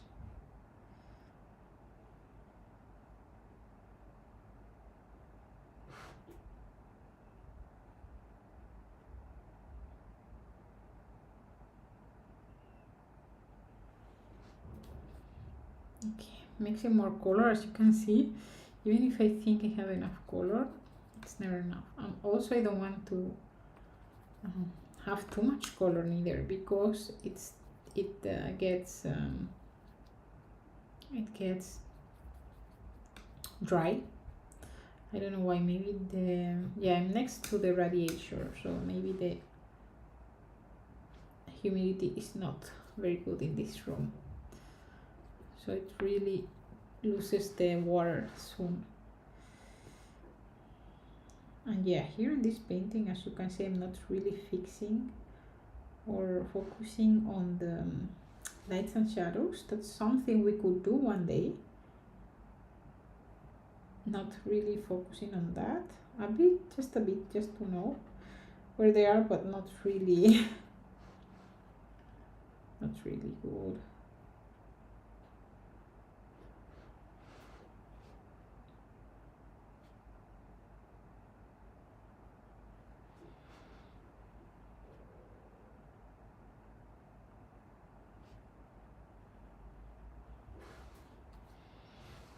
Okay, now the only thing I've done so far, as I showed you, is to go through the colors with a darker color. For example, go through the ridges with a darker color and say, hey, this is darker because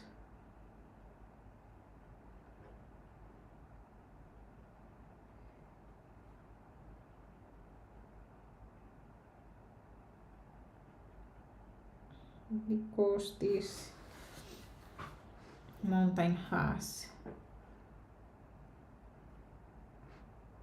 like shadows here and there. You see what I mean?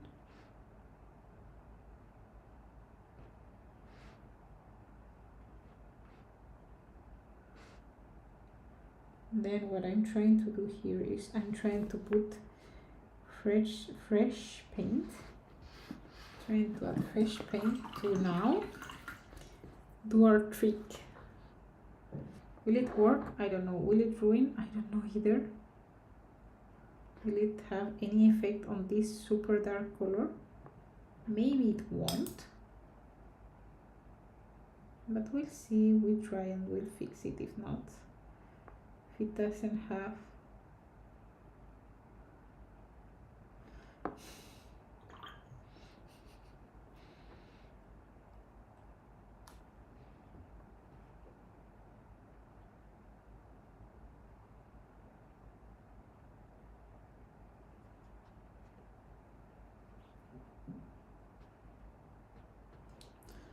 what I can do already is to make the border a bit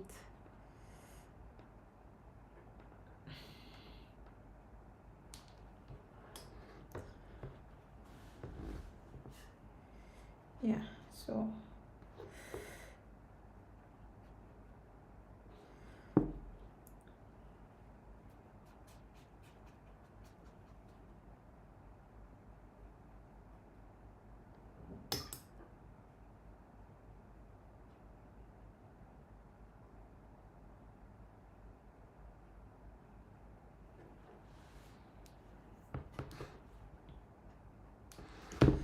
okay, what happens if I do this? Ah, shoot, you were not seeing anything what I was doing. I'm sorry. Okay, what happens if I do this now? Some of it, please. Does this look as... I don't know if this looks as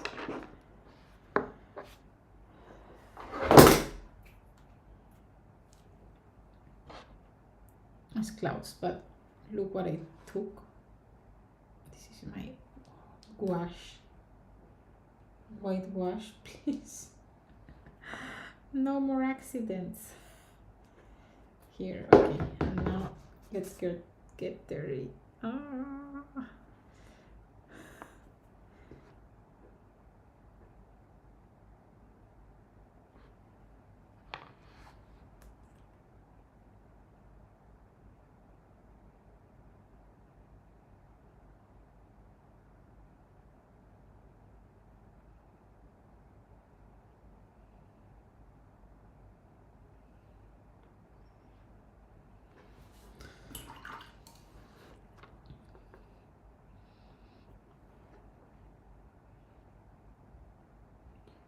I'm trying to fix it in a very weird way, but I'm trying to fix it.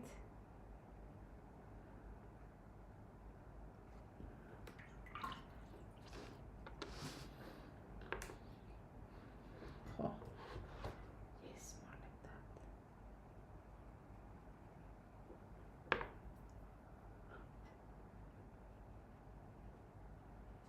Yeah, so bad, not so bad.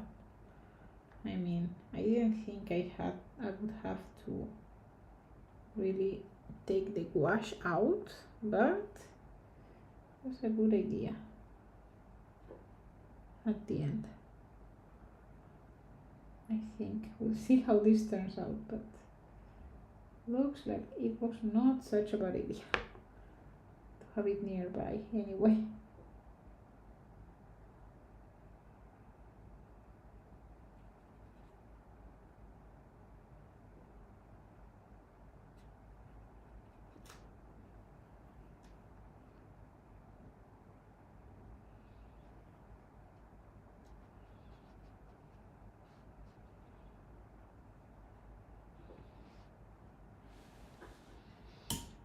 What I like about this method is that there is some darker, you see there is a darker rim there, like darker clouds.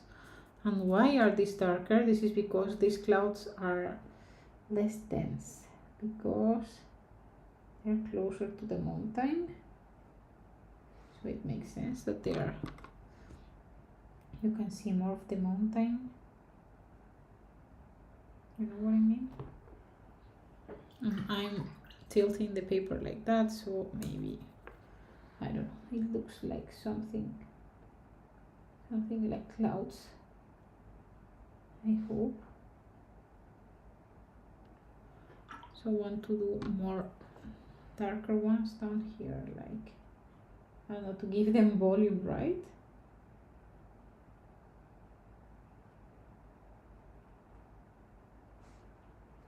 Maybe just a bit here, a bit of volume there, here and there.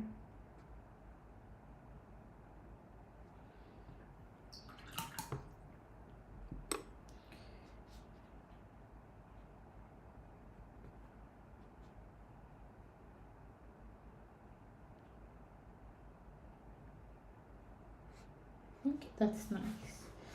I think that's very nice. And now what I'll do is I'll finish this little rim here, and that is going to be dark, like,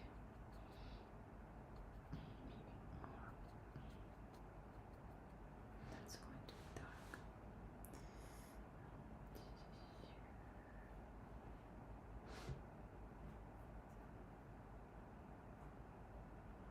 Oh shoot. This is that this one is really on top of everything, because this is really the case.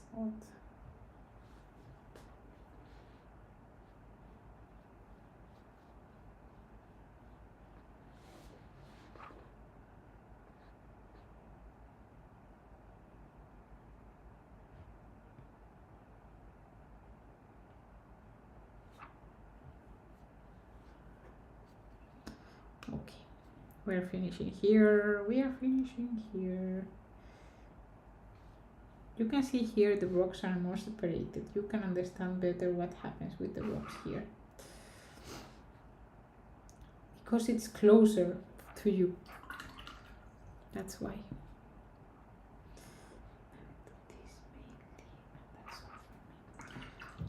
From my side, that will be all. It's true that this part I don't want that to have gouache, so I will just quickly dab it with a piece of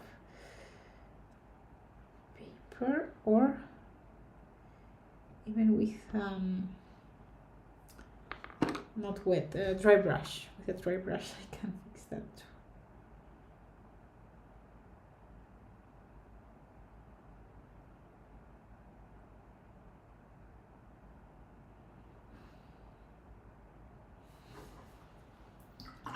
Okay, so last thing I want to do, just a very last thing, because yeah, we achieved the depth in the painting. I'm very happy with the painting. We achieved the depth on the layers, but this one feels a bit flat for me. So what I will do is I will take a bit, like really clean brush, please, not this one I have here, really clean one. I will take this one. I want one that has soft bristles. Maybe this one is better. Yeah, this one has softer bristles than this one. Yeah, I think so.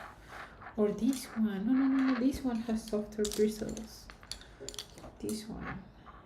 Yes, this one has softer bristles. And I will take it. I will take cobalt blue. I will dilute it a lot in water. The cobalt blue is the color I use for the sky. And I will give some of these like a glaze of blue color because they are in shadow, and I can see most part of the left side of the mountain is in shadow, so I'm putting there the blue, most of the part there, here as well, most of the part here as well. See, I'm using too much water. I'm just dabbing it with a piece of paper. Then here as well a bit. But here we start to have already some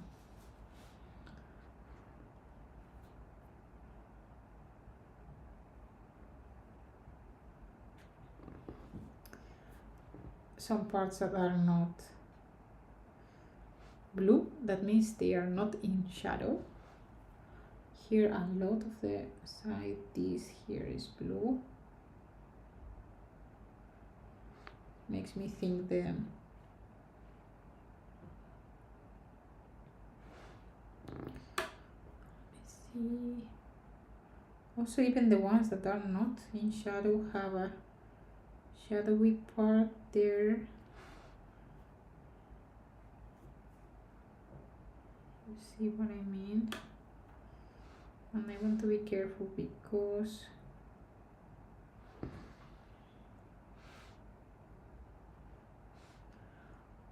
the same happens here. All this part is in shadow at the end. Yeah, and we need to be careful because there I'm touching paint that is still wet. So I need to be really careful.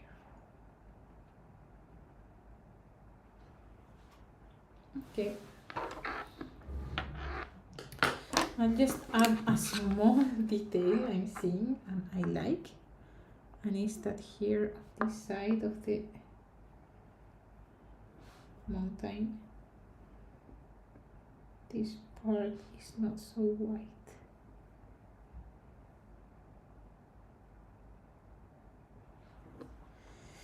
It's not so white, it's more white, not so blue, sorry. It's more white, but I think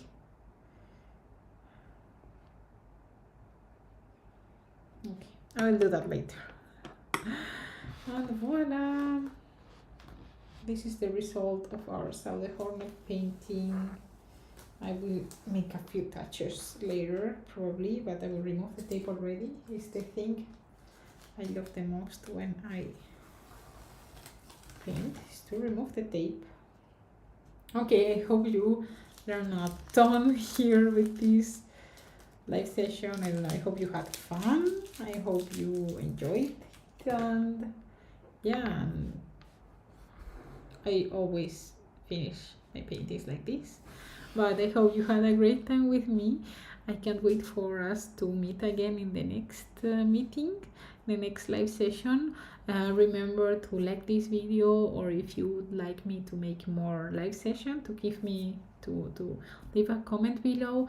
And also I have a free community in which I post my 100 project and also the planning of the 100 project in case you want to join. So feel free to check that out as well, and see you in the next one. Bye.